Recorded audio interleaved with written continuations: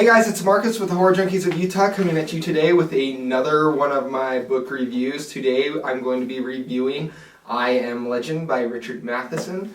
This book is really epic, but the one thing that confused me a little bit is the version that they have out now looks a little bit of a bigger read, not a huge read, but a little bit bigger. But it's actually a bunch of short stories in the very end. The actual I Am Legend novel is only 160 pages long, which was really interesting to me because when I first started reading it, I was like, okay, this story's got a lot of developing to do, and it's already moving very fast-paced, and it's keeping that pace very well and keeping me intrigued. And then all of a sudden I came to the end and I was like, oh, it's over? And not saying that the ending came too abruptly. I mean, it comes subtly and everything, but when I looked at how much of the book that was left, I was like, wow, what now? And it's just a bunch of short stories that kind of finish off the book. But the original version that was written in 1954, I believe, is actually just a 160-page novel. There you go. I mean, that's all it is. And we've had 4 film adaptations for this book, and every one of them that I've seen 2 of them. There's 2 others I haven't seen yet, but the 2 that I have seen do not do this novel any justice whatsoever. They basically borrow the idea of an apocalyptic scenario and the title and the main character's name. Other than that, it's almost the similarities, they don't even line up. I mean, in the most recent one with Will Smith, I take these things that they have in the movie as more of like a zombie infection thing, and we know with the movie it all came about from them curing cancer. But in the book it actually comes about with warfare in a bacteria, and the bacteria was spread by a dust storm across the world, and that's how it infected everyone so quickly. So that's one major difference between the biggest motion picture that they made on this film and the book, is the total zombie type infection from cancer curing. In this one, they're more vampire-esque people. I wouldn't call them fully vampires, but they kind of have a thirst for blood, a fear of crosses, which Richard Matheson goes into great detail about how they are retaining part of their past knowledge, but not all of the vampires fear the cross. The only ones that fear the cross are the Christian vampires, because the Jewish people wouldn't fear it. If they're Jewish vampires, they fear another symbol, and other vampires fear other symbols. And it's kind of cool because the vampires have a sense of their personality still left and what they really feared, but they are all kind of primal creatures at the same time. But also in the book we have 2 different types of vampires. I'll get to that real quick after I explain a little bit more. But so in this we have Robert Neville, and he is, from what we know, the last sole survivor of this apocalyptic germ that's spread across. He is not the military scientist like he is in the movie.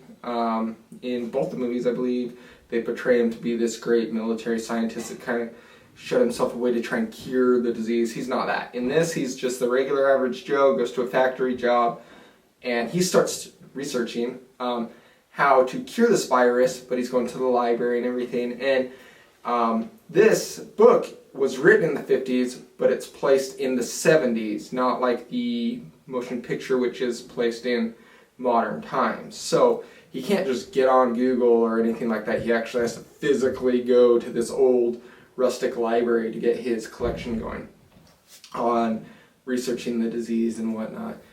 And we do have, just like in the movie, we have this protagonist character, like the main honcho vampire or main honcho zombie, as I would call him in the movie.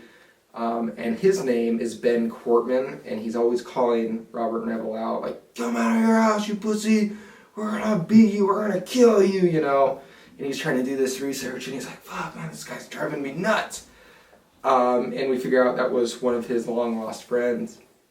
But what's also interesting, and what I love with the book is the vampires, like I said, they still have kind of a primal, they still retain a little bit of themselves, and like the female vampires try and entice them out of the home, and it's interesting the way they do it.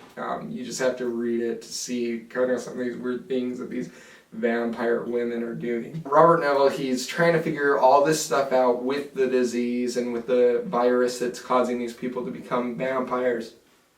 And Stephen King is quoted with saying that this book, like, he goes to this book to think about, like, it inspired him in his writings and stuff, and I can really see that the way it's paced.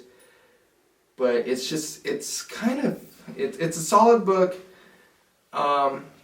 The only thing I think its shortfall is it does a lot of backplaying on Neville's past with his wife and kids, but it's such a short book, like I said, 160 pages, that when he goes back in these backflashes, it's very short and kind of unneeded. But the major thing, and I actually read this from another critic about the book, is yes, it's a horror novel. We have vampiristic people, we have a little bit of gore and stuff here, but the book is really about loneliness, anxiety, and alcoholism. He's drinking so much and just cursing these vampires and trying to do research when he's drunk, and it goes over that, and it's just a really a book about like depression and despair and, like I say, anxiety and addiction and all that, and it really encompasses that with this one last man and how lonely he has become on this desolate earth. And I don't want to give it away for you guys, but there's another form of vampire in the book that appears in the very late stages of the book. And I'm not going to tell you about them too much, but they're more of a civilized vampire, and they're after Neville. But I'm not going to go any further because I think the end of the book really blew me away. And I think it will blow you away as well, because it was just so well done, so well put together, to where I honestly, when I watched the movie, I was like, that's it?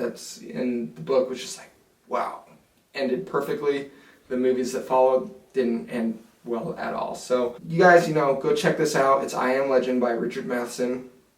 Like I said, it's a short read, it's a fast read, and after you finish the book, on the modern version they put out, you are introduced to a bunch of short stories that are very interesting in themselves. I'm not going to go over them though, but they're really short. They're like 8 pages at most for each story, and I think there's like 10 of them in there.